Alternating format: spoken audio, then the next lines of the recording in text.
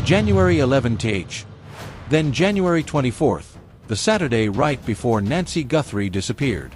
These dates seem ordinary. But what if something was missed? In 1999, a Harvard experiment asked participants to count how many times players in white passed a basketball. They focused hard and got the number right.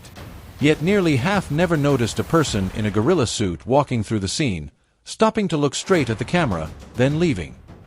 So here's the question: if something that obvious can be missed, what might have happened in the days before Nancy disappeared, right in front of everyone, but unseen? Not a blur at the edge of the frame, not a quick flicker in the corner, but a full gorilla suit, standing in the center of the shot for 9 full seconds. Researchers Christopher Chabris and Daniel Simons called this phenomenon attentional blindness. When the mind focuses on a task, it doesn't just reduce attention to other things. It removes them entirely. They become functionally invisible. Not because we're unintelligent, and not because we aren't trying, but because the human brain doesn't work like a camera. It works like an editor, selecting what matters and cutting everything else out of the frame. After their initial experiment, Chabris and Simons went further. They found that even when participants already knew about the gorilla, even when they were warned to expect it, that awareness didn't help them notice other unexpected events in new versions of the test. Knowing about one gorilla doesn't mean you'll see the next. The mind doesn't become universally alert after a single warning. It becomes alert to that specific thing, while everything else remains filtered out. Vigilance is not the same as perception. You can be fully focused, genuinely paying attention, and still fail to see what's right in front of you, especially if it hasn't been named yet. For 58 days, we've been watching Nancy Guthrie Street. Driving past her house, filming it, canvassing it, analyzing every detail we could identify. And somewhere along that street, behind utility boxes, inside camera logs, on handwritten signs, things were sitting in plain sight, visible the entire time, yet no one recognized their significance until much, much later. This video isn't simply a list of what investigators overlooked. It goes deeper than that.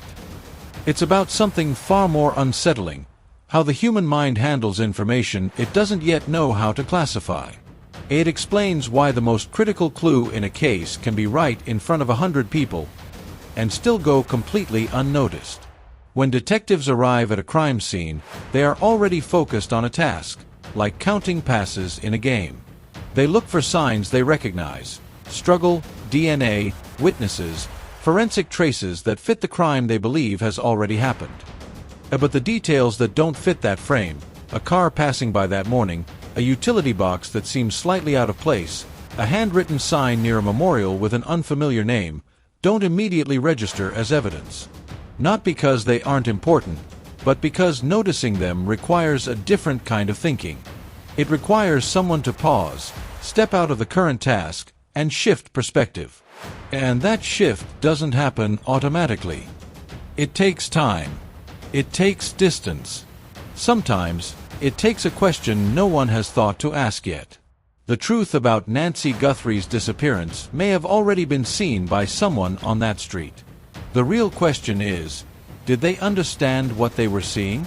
Before we can talk about what was missed, we have to understand where it happened. Because the setting itself is not just background, it's a key part of the story. A reporter, John Debrow, who has followed the case closely from Tucson since the early days, described Via Entrada, the road running through Nancy's neighborhood, as a maze at night. No streetlights. Street signs nearly impossible to see in the dark. And that detail matters more than it seems. A road that becomes disorienting after dark is not just difficult, it demands familiarity. It requires prior knowledge to navigate with confidence. You can't improvise your way through Via Entrada at 2 a.m. And if you've never been there before, instinct alone won't be enough. That road doesn't treat everyone the same. It punishes strangers, but rewards those who know it. People who've memorized the turns, the landmarks, the forks where you have to choose a direction without ever seeing a sign. But in daylight, it looks completely different. Just a quiet residential street in the Catalina foothills of Tucson. A nothing unusual. Nothing that demands your attention. You could drive through it and not register a single detail. And that's the trap, the exact kind of trap someone may have been counting on. Because research on attentional blindness shows this, we don't miss things because they're hidden. We miss them because we've never been given a reason to notice them. The gorilla in the experiment wasn't disguised. It was invisible because it didn't fit the task. The brain labeled it irrelevant and moved on. And in real life, the same pattern applies. A car driving along via Entrada at 10 a.m. on a Saturday isn't suspicious. It belongs there. The brain sees it, processes it as normal, and files it away. This isn't negligence. It's exactly how the human mind is designed to work. But that leads to a more unsettling possibility. Someone may have understood this. Someone may have chosen a Saturday morning, a residential road, and broad daylight, precisely because they knew how the human brain would respond.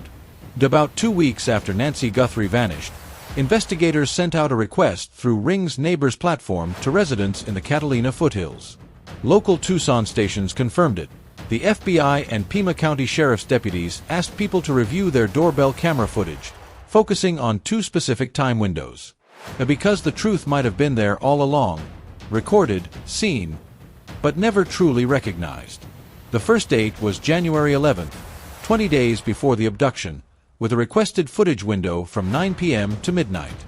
This date had surfaced before, mentioned by neighbors who recalled unusual details from that night.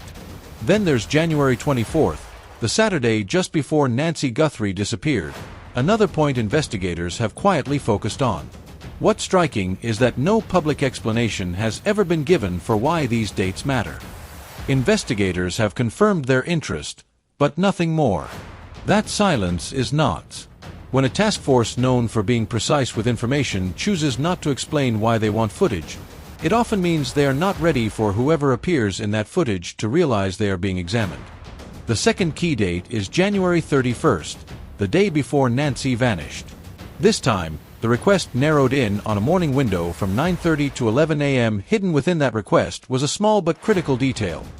A suspicious vehicle had been spotted on via Entrada around 10 a.m. There was no description, no make, no color, no direction of travel. But the specificity of the request, 90 minutes, 1 road, 1 morning, speaks volumes. That vehicle mattered.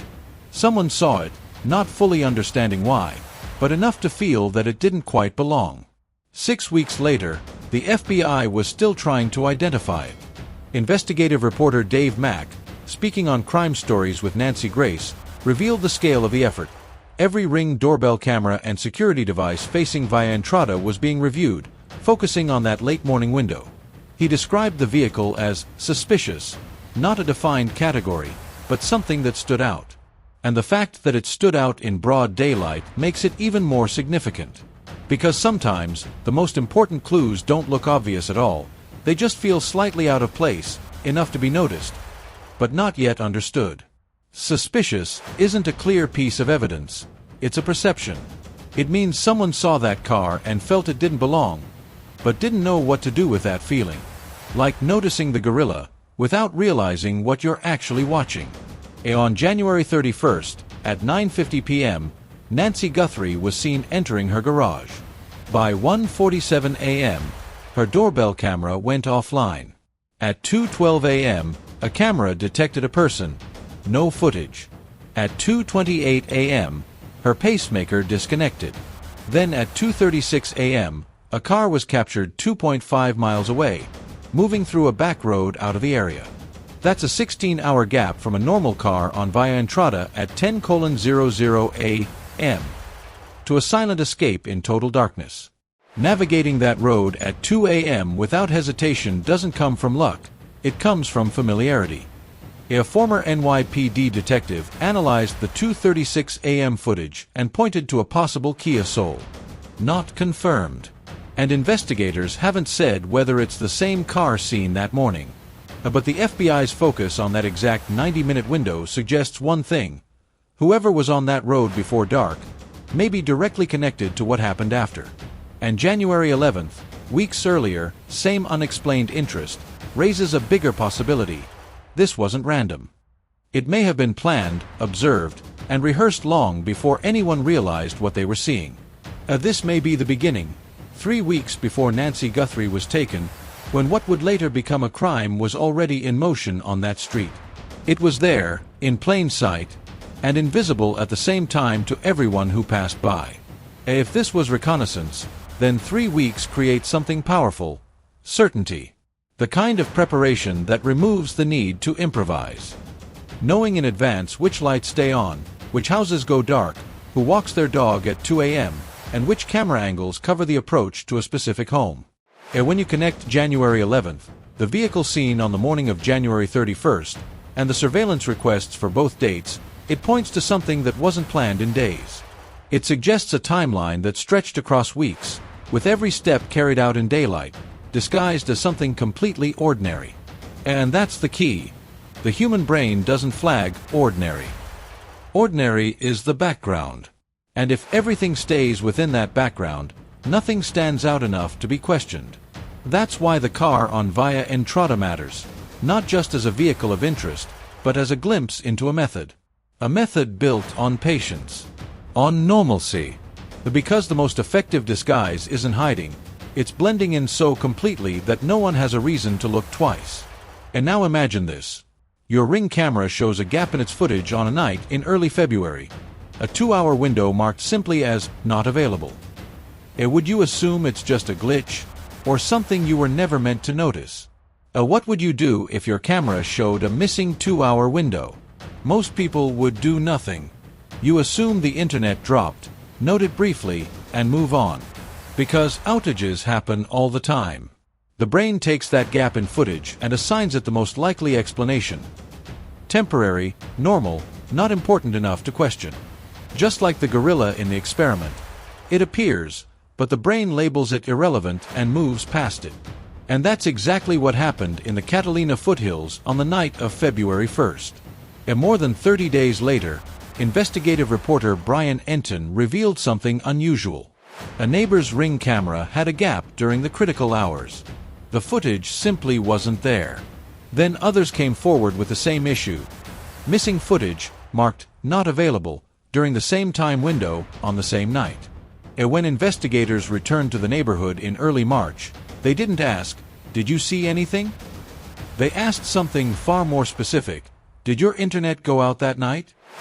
Residents from multiple homes confirmed that deputies were asking exactly that question. And that detail matters. Because it shows investigators weren't surprised. They were already seeing a pattern. A pattern where an entire neighborhood surveillance system seemed to fail, one house at a time. But to each resident, it felt like an isolated inconvenience. No one had a reason to compare notes.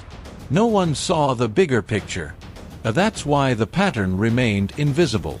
Individually, each gap was normal. Together, they formed something that shouldn't happen at all. This is the second kind of invisibility.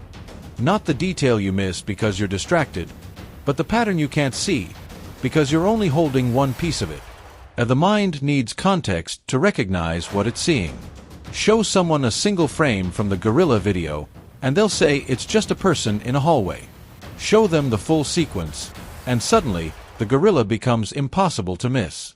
In this case, a Fox News reporter published an image of a damaged utility box near Nancy Guthrie's home. On its own, it's nothing unusual. Just another piece of street infrastructure. But authorities confirmed they are investigating whether that box is connected to the outages that night. A former FBI agent raised the question investigators are quietly considering. Was that box damaged before February 1 to deliberately cut surveillance before the crime took place? Because taken separately, every detail feels ordinary. A broken utility box. Missing Ring footage. A temporary outage. But when placed together, a damaged box near the home, multiple cameras failing at the same time, during the exact window a woman is believed to have been taken, it stops looking like coincidence. It starts to look like preparation. Like something intentional. Not an outage, but an operation. And that difference matters. It's the line between a case that fades away, and one that suddenly begins to make sense. Utility boxes are the perfect blind spot. They sit at the edges of streets, unnoticed. They carry no meaning for anyone passing by. No one pays attention to them, no one remembers them, no one questions them. They are part of the background, like wallpaper, seen once, then ignored forever. And in a neighborhood that had been under national attention for nearly 2 months, that box sat just around the corner from the crime scene, unnoticed, unreported, until someone finally looked for it. It wasn't hidden, it was simply never recognized. The utility box had no category in people's minds. It was just infrastructure, and infrastructure fades into the background. Something you pass every day without ever really seeing. Then another detail surfaced. FBI released footage from February 10th appeared to show an antenna-like device in a suspect's pocket. A criminal defense attorney pointed out something critical. A typical Wi-Fi jammer targeting a single home wouldn't be enough to take down an entire neighborhood's network. That kind of disruption would require something far more powerful. And that's where the picture shifts. What if the damaged utility box and the device in the suspect's pocket weren't the same tool, but two separate parts of the same plan? One affecting the neighborhood from the outside, the other targeting a specific home from the inside. Two methods, working together toward a single outcome, a street with no witnesses, and a house with no working camera. Because you don't improvise something like that. You don't show up with one tool and suddenly decide to create another layer of disruption. That kind of coordination doesn't happen by chance. It's planned, deliberate. It suggests someone understood the system, that some cameras rely on internet, others store data locally, and one method alone might fail. So they built redundancy into the plan. A backup for the backup. And that level of thinking doesn't come from panic. It doesn't come from desperation. It comes from preparation. The cameras went silent. The neighborhood slept. And by morning, every resident who noticed a gap in their Ring history treated it the same way: background noise. Not a warning. Not a signal. Just another routine glitch. Not a gorilla. Just static.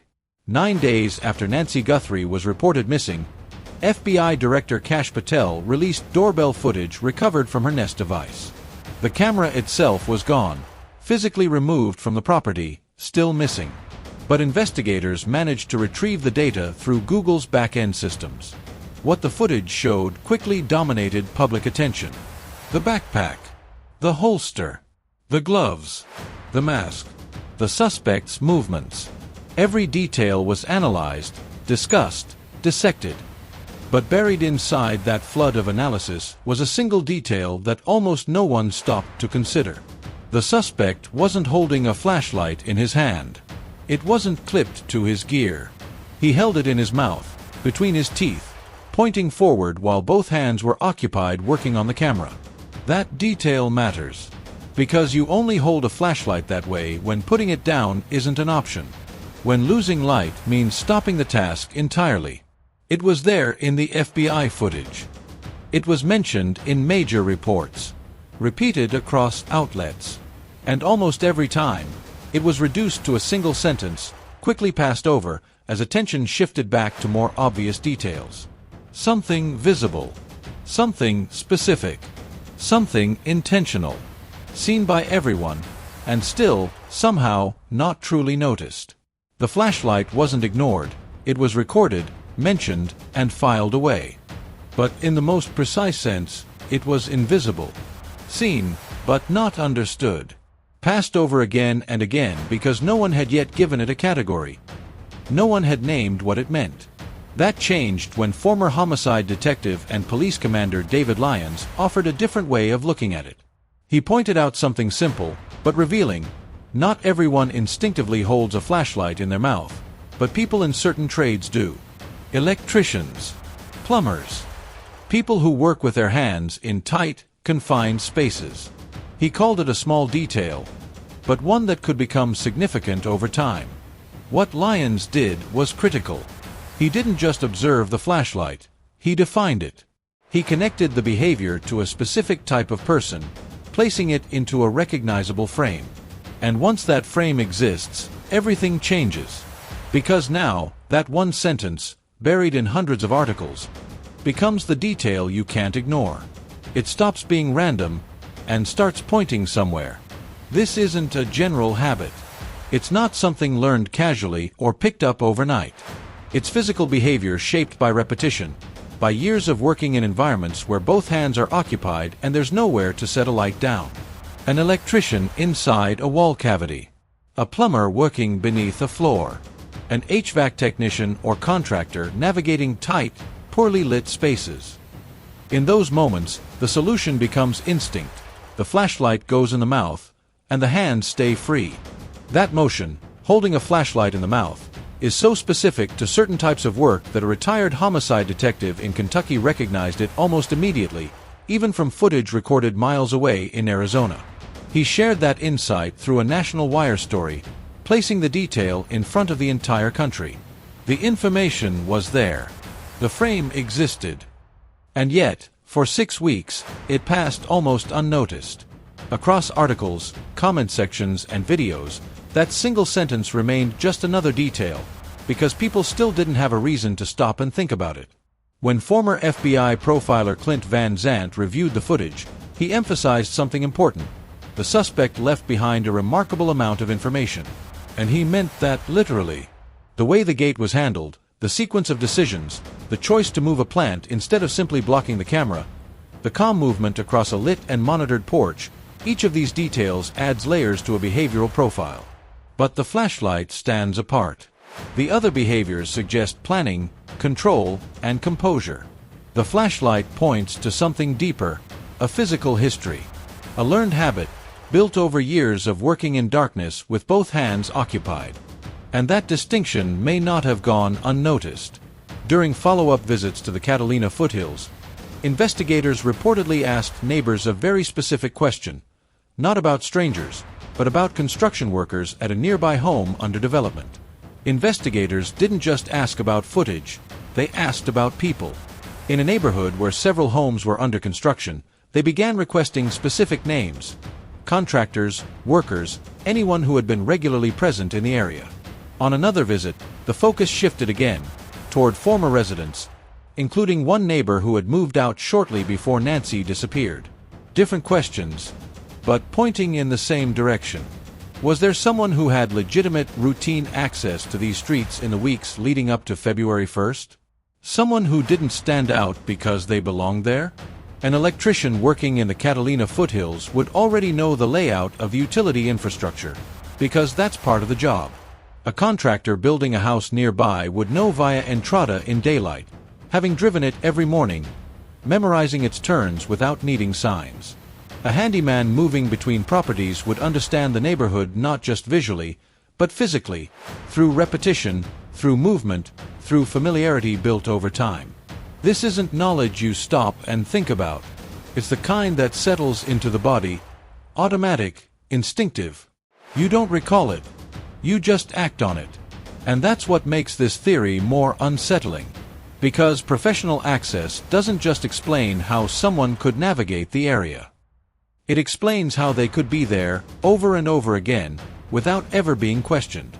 A work truck parked on via entrada for hours doesn't raise alarms. It fits. An electrician on a job, a contractor moving between sites, a worker checking the perimeter of a nearby property. None of it stands out. It's expected. It blends into the environment. No one writes down a license plate. No one calls it in. No one questions it. That's the shield. The professional context becomes a category the brain instantly accepts. Worker, normal, not relevant. And once that label is applied, everything else disappears into the background. If someone with that kind of access used it to study the neighborhood, to learn the road, map the turns, note the cameras, identify the utility infrastructure, then all of it happened in plain sight.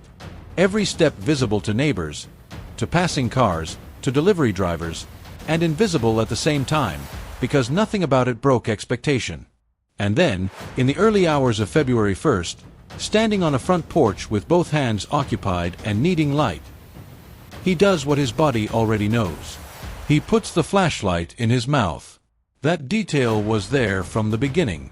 One sentence, repeated across hundreds of articles, 4 weeks. The frame existed. But no one stopped to see it. Day 58. March 22, 2026. 50 days since Nancy Guthrie disappeared. And still, no arrest. No confirmed suspect. Just a figure on a porch. And a detail that may have been telling the story all along. 50 days in, the Guthrie family released another statement, not asking for new evidence, but urging people to look again. Through their memories, their footage, even old messages. Because, as they put it, someone in the community may already have information, and not even realize it. That phrasing matters. It doesn't suggest someone is hiding the truth. It suggests they don't know they have it. It's inattentional blindness, unfolding in real time. That same day, a YouTube streamer who had been documenting the street for weeks noticed something others hadn't. Handwritten yellow signs posted near Nancy Guthrie's home. Not new, weathered, faded by the Arizona sun, meaning they had been there for some time. He called it in. Deputies arrived. They examined the signs and removed at least one as evidence. The messages on them were strange. Names: Guthrie and Carol Shimk. References to a sheriff's department. Mentions of roads, fire, and on another sign, a license plate number. CBD 2273. Individually, each detail could be dismissed. Random. Meaningless. Easy to ignore. But now ask the real question, the one this entire case keeps circling back to. How long were those signs there? Before anyone actually saw them. For 58 days, no one reported those signs. Not because they were hidden, but because they were categorized. Yellow objects near Nancy Guthrie's home had already been defined in people's minds. Flowers, candles, notes, memorial items. The brain saw another yellow sign and placed it into that same category. Grief, community, background. And so it was ignored. Until someone stopped and actually read it. What they found didn't belong there. Names that had nothing to do with a memorial. One of them, Carol June Shimk, traced back to a woman who died on January 1, 2020, in Chino Valley, Arizona. She was 74, known locally for running a rock and jewelry shop, and for her involvement in disputes over water rights in her community. Chino Valley is more than 200 miles away from Tucson. A different county. A different region entirely. And yet, written on those signs were references tied to that area. Yavapai County, its sheriff's department, and other local institutions. Not Tucson. Not Nancy Guthrie's neighborhood. What makes it more unsettling is what surfaced afterward. In certain corners of the community, there were claims, unverified, unsupported by any official investigation, suggesting that Shimk's death may not have been natural. That claim remains just that, an allegation. No ruling. No confirmed foul play. But here is what is real. On day 58 of an active federal investigation, detectives removed a sign from the street. A sign that placed the name of a woman who died years ago next to the name of a woman who had just disappeared. It had been there, in plain sight, seen by everyone, understood by no one. What matters here is not the identity behind the names on the sign, nor the truth of any claims connected to them. What matters is the decision investigators made when they encountered it. They didn't dismiss it as random or part of a memorial. They didn't just document it and leave. They treated it as evidence, collected it, bagged it, and removed it from the scene. That action carries weight. Because in any investigation, every item left behind reflects a judgment that it isn't relevant. But when something is taken, it means the opposite conclusion has been reached. A trained investigator looked at that sign, at the names, the references to a different county over 200 miles away, and decided it crossed the threshold.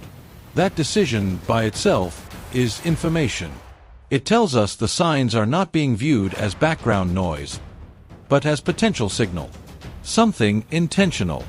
Something worth examining further. And within all of it, one detail stands out more than anything else: the license plate. CBD 2273. It is specific, traceable, and immediately actionable. Which means whoever put it there may not have been leaving something to be ignored, but something meant to be found. A license plate isn't abstract. It leads to a real vehicle, a real registration, a real person. It can be traced, run through databases, tied to someone who was physically present on Nancy Guthrie Street. And once identified, that person becomes a question. What do they know? Or what do they think they know about what happened on February 1st? Because whoever wrote that plate number could fall into very different categories. Someone who sees a connection no one else has made yet. Someone acting out of personal grievance, attaching their own narrative to one of the most high-profile cases in Tucson. Or, the possibility that can't be ignored, someone who actually knows something, but doesn't trust law enforcement enough to come forward directly, choosing instead to leave a message in plain sight. What's certain is this: those signs didn't appear on their own. Someone placed them there, out in the open, exposed to sunlight, visible to anyone passing by. And for days, maybe longer, they remained unnoticed for what they were. Every neighbor, every passerby, every person scanning that street saw them, but didn't truly see them. They were categorized instantly: yellow objects near a memorial. Background. Nothing more. Not a clue. Not a signal. Just paper. There's an easier way to tell this story, as a list. The car on Via Entrada at 10 a.m. The internet outages. The flashlight held in the mouth. The yellow signs with unfamiliar names. That list already exists. Repeated across articles, videos, and summaries, arranged in different orders but always the same pieces. But the list isn't the story. This isn't a video about listing clues. It's about something harder to confront: why those clues were visible for days, for weeks, even over a month, and still went unnoticed for what they truly were. And the answer isn't negligence. It isn't incompetence. It isn't that people weren't paying attention. It's how the human mind works when it doesn't yet have a frame. Research going back to 1999 showed that the people who missed the gorilla weren't less observant or less intelligent. They were doing exactly what the brain is designed to do, focusing on the task at hand, filtering everything else into the background. Not seeing something isn't a failure. It's a function. A system that allows us to operate in a world full of overwhelming information. And in the wrong hands, or the right ones, that system can be used. That's what makes this case different. The missing pieces weren't hidden behind locked doors or buried in inaccessible data. They didn't require breakthroughs to uncover. They were already there. Seen in real time. Recorded in footage. Written into articles. Right in front of people who were looking, but didn't yet know what they were looking at. None of it was hidden. The outages happened in real time. The flashlight appeared in the FBI's own footage. The sign stood openly on a street under constant media coverage. Nothing was locked away. What was missing was the frame. Without that frame, the mind does what it always does. It separates and categorizes. Each detail becomes isolated, labeled as normal, unrelated background, and quickly dismissed. That's the real difficulty of inattentional blindness. It doesn't hide information, it mislabels it. And once something is categorized incorrectly, it becomes much harder to recognize than something that was simply concealed. Hidden things can be uncovered once you know they exist. But miscategorized things require something more demanding, going back to what you already saw and realizing you understood it wrong. That isn't discovery. That's reconstruction. For more than 50 days, investigators, reporters, and neighbors have been focused on Nancy Guthrie Street, doing exactly what they should. Following leads, analyzing evidence, working the case. And just outside that focus, key details remained. A car seen in broad daylight on a road that becomes a maze at night, 16 hours before the disappearance. A neighborhood losing its surveillance, one house at a time, each resident believing it was only their own issue. And a single line, repeated across reports, a man holding a flashlight in his teeth, the way someone does when both hands are already at work. Every detail was always there, the movement of someone used to working in the dark with both hands occupied, the yellow signs placed near a memorial that no one stopped to read for weeks. Each piece was visible, observed, and yet somehow invisible at the same time. Not because it was hidden, but because there was no frame to understand what it meant. This is that frame. It's what turns scattered observations into something connected. Because once the frame exists, the things that once felt random start to hold weight. If you were on Via Entrada on the morning of January 31st and a car caught your attention, even briefly, even if you dismissed it, that moment may still matter. If your camera showed a gap on the night of February 1st, especially if you've had contractors or workers around your property in the months before, that detail could be important. Even something as simple as a sign you passed without reading, it's worth going back and asking what it said. Nancy Guthrie has been missing for 58 days. She is 84 years old, dependent on a pacemaker and daily medication. Her family has offered a $1 million reward for information leading to her safe return or an arrest. They believe someone in the community holds the answer and may not even realize it. Because in this case, the truth may not be hidden. It may have been there all along, waiting to be seen the right way.